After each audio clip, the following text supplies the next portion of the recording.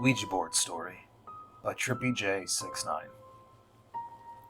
This incident happened in 2017 while I was staying the weekend at my best friend Anna's. We were in a large house in West Point, Kentucky that was said to be haunted. Actually, the whole town is said to be substantially haunted as a whole. They even have an event called the Ghost Walk. But this specific house was rumored to have had an abusive husband who held his wife captive in a secret compartment in the floor. The compartment was still there. People say she got loose one day trying to escape and he killed her, but who knows? Anyway, as the night went on, we had already eaten breakfast for dinner, and Anna mentioned she had an Ouija board. I've always been interested and fascinated by the paranormal, so I was ecstatic. We all agreed to participate, and I know that everyone present was serious about the whole thing and wouldn't screw around. We grabbed the glow-in-the-dark edition Ouija board and went into the upstairs closet. Anna and her two brothers, Will and Mason, along with her boyfriend Bryson and myself, along with two cats, we made accompany us so that nothing could be debunked. As there was no one or nothing else outside of the closet, we sat down and all placed our index and middle fingers on the planchette. We motioned it in circles and asked if there was anyone there that wanted to speak with us. After about a minute, the planchette went to yes. We all looked at each other and one of us asked for the name. C-J-Y, it spelled out. We continued to ask it questions and it gave us answers that I honestly cannot recall until we came to the last question. Are you in the house? It answered no, and we immediately heard a loud bang downstairs. We all jumped up, and the pan that we made biscuits on earlier that night had been thrown across the room, on the complete other side of the kitchen. The next time, it was just me and Will. The others were downstairs. But like I said earlier, we weren't screwing around. We all wanted the uncut experience. We were in the closet again, playing with the board, and we got in contact with something else. I remember the last question being, are you human? No, it said, and then there was a scratching on the outside of the closet door. Then it started banging and scratching at the same time. I know this all sounds terrifying, but I would do it all again. And I am very tempted to go out right now and buy an Ouija board. So for this next story, I will read the story, and then I will read a response post to this story. This one is called My Mother Called Me in the Night by Exact Marzipan 3512. I tried posting this on r/creepy, but it was removed. This story is 100% true, and it actually happened, and I am now turning to the fine people of Reddit for answers. I've been searching for other instances of this phenomena across the internet, and I hope that in reading this, that those of you who have also had this experience will come forward and discuss this with me. I found one story that was nearly word for word the exact same experience as mine. It was honestly surreal, like it had been pulled from my own brain. This is what made me realize this has happened to others. So let's begin. When I was about 9 or 10, we moved around a lot due to witness protection. We spent most of my childhood bouncing around from hotels, or if we were lucky, we even got to a house for a short time before being relocated. I remember one night shortly after being settled into a new house in Alberta. I was in bed, and it was the dead of night. Everyone in the house was asleep, and as often the case with a new house, it took me a while to start falling asleep. I usually like to lay there and figure out the nighttime noises of the house, the creaking, the air ducts, and etc. But this night something occurred that me and my mother both still talk about to this day. As I lay in bed around 1 a.m., I heard my mom call me from the kitchen, so I hopped out of bed and I poked my head out of the bedroom and started making my way down the hallway. The only light on in the house was the light in the kitchen, and as I walked down the hallway, I passed my siblings' bedroom doors and my parents' bedroom door, and I heard my mom call me again. At this point, I'm right at the end of the hallway, not more than 3 paces away from the kitchen doorway, when I hear my mom's voice coming from her bedroom say, "Go back to bed, I heard it too." At this point, I became terrified and ran to my room and hid under the blankets. While my mom woke my dad up to search the house, they found nothing. Those of you who have had a similar experience, let's talk about it. I'm certain that if my mother hadn't told me to go back to bed, if I had made it to the kitchen, that something terrible would have happened to me. Response from Lilac Hound. This didn't happen to me while my mom was in the house, but while I was home alone. I remember I was like 15. I'm 18 now, so it was a few years ago. I was upstairs alone as my mom went out with my siblings to do a weekly shop. I was catching up on some homework. While I was doing that, I hear my mom downstairs calling me. She wasn't calling my birth-given name, but my nickname that only she really uses, so I actually thought it was my mom. It was exactly her voice. I just thought, oh, she must have come home early. After the 3rd time she called for me, I began to walk down the stairs. Pots and pans were banging and cleaning all together in the kitchen, like it was actually her washing up after a meal, which she usually does. I arrived in the kitchen, and it was literally nothing. No sound, no mother. It was so quiet, you could hear a pin drop. There was no one there. Yes, I know that's stupid, but I was genuinely confused as I finally realized that she couldn't have possibly called me and must have been someone or something else imitating her. I began to panic, and I went to the front door and stayed outside on my garden step. It took about 25 to 30 minutes for my mom and siblings to come home. Until this day, I still don't know who or what that was. The experience didn't particularly scare me, but I was more confused on how I thought I heard her. Could it have been my brain playing tricks on me? Anyways, that was my experience. I thought it was quite similar, and it gave me chills while reading yours. Ouija Seance Gone Wrong by Bern Schmidt. It was one of the only weekend nights we spent together up at college. I was only 19, and my 4 roommates were older, and they'd always go to the bars and clubs. A late autumn thunderstorm was pummeling us, so, in the spirit of Halloween, being trapped inside for the night, Brooks, the roommate who was into the macabre and horror movies, surprised us with an Ouija board. I'm not going to say it was a stupid mistake, because, honestly, nobody really believes they're actual supernatural conduits. If they were, then the manufacturing plant which produces them would literally be hell on earth. None of us could even really remember much of the session due to the heavy alcohol inebriation. What happened after could have either just been some divine coincidence or related to whatever we apparently conjured. I can only remember us laughing at one point, and a candle suddenly beginning to wave back and forth violently without any source of wind. Our hands were steady and motionless. A lark, probably the storm, or an electrical current. We eventually watched Terminator 3 and went to sleep. At one point, all of us were shaken awake by a vicious assault of pelting hail. Eventually, the fire alarm down the hall went off.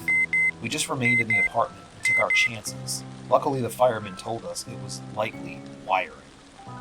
The next day, we'd all slept in. I was the second to last out of bed, leaving our friend Mike. Usually, he was the first up and out of the door to the gym, even on weekends.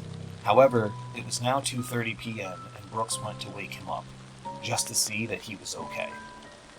It wasn't but 2 minutes later that Brooks shouted wordly for the rest of us to join him. At first, we assumed it was a joke or a prank. It was positively chilling. Mike simply wasn't moving, despite having a heartbeat and breathing. And the worst part, his eyes were open, unblinking, just staring at the ceiling. We tried everything, including perhaps a little cruelly, hitting him with a wet towel. Then screams of his name persisted into his ear. He didn't even jolt when we pinched him. By 3:25 a.m., an ambulance arrived. They put him on oxygen and took him in. After 3 hours of waiting, the doctor emerged from down the hall and nodded for us to stand up. What he said sent collective chills down our spines. He cleared his throat, glanced at the floor, then looked back up. We looked into multiple possibilities. Supratentorial or infratentorial glioma. Basically, what we looked at was possibility of injury to the part of the brain responsible for movement and motor skills. An injury would generally be fairly easy to pin down, but CATs and MRIs don't indicate anything. He asked us if Mike may have hit his head or if he'd been sick, to which we answered in the negative. He told us next would be a biopsy. The doctor sent us home after telling us Mike would remain in the hospital for an indeterminate amount of time. We racked our brains and tried to think of something that may have happened to him, but I actually remembered watching Mike get into bed. He hadn't even woken by the storm. Naturally, we began assuming the worst. Dom mentioned aneurysm, but that would cause instant death, so we sadly assumed it was an undetected brain tumor and that we would have many sad days ahead. That was, until he knocked on our door at 10:30 p.m. that night. Mike walked right past us and didn't say anything. Mystified looks at all of our faces. He shut the bedroom door, so we went inside and asked if, what the hell just happened? He again didn't say anything. We asked him about the hospital. Finally, he snapped. Would you guys cut the shit? It's been all fucking day, for Christ's sake. Just leave me alone. We promised him we weren't messing with him, and he almost literally attacked us after jumping out of bed. What did happen to you, Mike? Asked Brooks. What he said, I believe, changed every one of us in some small way, irreparably. In an almost trance-like state of bewilderment, he sat back down on the bed, exhaling and finally relaxing. I'm not sure what you mean, he said. He noticed the furrowed brows and glances of puzzlement among us, and then he said it. I thought you guys were playing some prank on me. What? Yeah, I've been here all day, and none of you said a damn thing to me. What about the hospital? We asked him. Hospital? Yeah, as in the hospital you've been at all day getting brain scans. Bullshit. Why is it bullshit? Because when I woke up, all of you were standing in a half circle in the living room, just staring at me, all fucking day. So I left and went to the lab to do homework. I just got back. That was it for us. Obviously, Mike just wasn't in a state or mood to be interrogated, so we left him alone for the night. We all decided to get some rest. The next day, Mike had gone to the gym before we'd even woken up, but we did get a call from the hospital. The operator said the biopsy was negative. We were all relieved, until she told us he was being released. Once he walked in, we jumped to our feet. We asked him about everything. He denied being in a hospital, denied coming in and yelling at us the previous night, denied everything except that he woke up this morning after a bout of terrible nightmares and went to the lab all day. He said he awoke this morning scared out of his wits. He dreamt that the previous morning we all pulled him out of bed, hissing like snakes and clawing at him with talons. He said in the dream he ran to the hospital to get his wounds looked at. I got to the hospital and they put me under. When I accidentally woke up in the middle of some surgery, the staff were tearing into my flesh and disemboweling me while I screamed for help. He said he escaped the hospital and ran home as fast as he could, and then woke up. He said vividly, I didn't think the nightmare would end. It felt like it went on for days. Later on that day, we took the board into the woods and burned it. When we get together today, almost 15 years later, Mike still insists that he was never in a hospital, and that it was all a bad dream. But then, the rest of us theorized that perhaps it was us who had the dream. It disturbed us so badly at the time that we never even thought to go to the hospital and get proof of the discharge. Even now, I can't say for sure if where I am is reality, or still an endless nightmare I'll soon wake up from in 2003. Either way, Ouija boards are no longer on any of our bucket lists. Once was enough. The Ouija Board. Submitted by Vintage Cuties. I have never really told people about this. My family had a huge closet full of old board games, and one of them happened to be a Ouija board. I always wanted to try it out, but my family was always home, and I felt weird trying it in front of them, as my mother always told us to stay away from that board, and it was shoved into the back of the closet and forgotten about. Until one weekend, when my parents were going to the city, and my brother was going with them, so I would have the whole house to myself. The weather was terrible, windy and rainy, but I felt that a rainy night would actually make it more spooky. Around midnight, I set up the board in my dining room and dimmed the lights. I asked a bunch of questions that generated no answers. I got bored, so I eventually set the board aside and went to bed. I was awoken in the middle of the night by a creaking noise downstairs by the front door. At first I thought nothing of it, but then I heard it again, and it was closer this time, closer to the stairs. I sat up now at this point and was getting scared. Another creaking sound, this time from one of the stairs. I was sure then and there that somebody was in my house. The creaking sounds were getting closer and closer until they were right outside my door, and then they just stopped. It felt like hours as I sat there clutching my covers waiting for something to happen.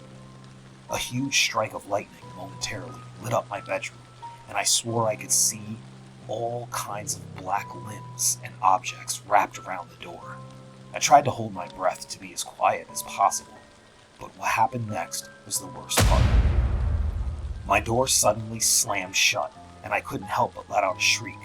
By now I was completely under my covers, shaking and wanting to cry and scream. All of the windows in the house were closed, so there was no draft. I just knew something was going to happen, but to my surprise, nothing did. I sat under my covers for hours thinking somebody or something was in my room with me. I could hear heavy breathing, as if someone was standing right there by my bed. Then, as quick as it came, it was gone. It probably was only minutes, but to me it felt like hours. When the sun started to rise, I finally snuck a peek out from under my covers. My room was just empty. I somehow found the courage to leave my bedroom and search for any signs of a break-in. Everything looked normal, though. No broken windows or unlocked doors. I then spotted the Ouija board laying on the table just as I had left it hours before. I had always been kind of superstitious, so immediately I linked the happenings to the Ouija board. I chucked the damn thing into the outside trash can. Since then, nothing has happened, and I didn't tell anybody about it. You wouldn't understand unless you were in that kind of situation. Then you would agree that nobody would believe a word you'd say. I know for a fact that those events were linked to that damn board. Hey guys, thanks for taking the time to check out my video. If you could really help me out, hit the like button and the subscribe button. Remember, subscribing is free. But if you're into the creepy, then I'm hoping that you come back every time I upload a new video. Thanks for watching, and remember to leave a light on.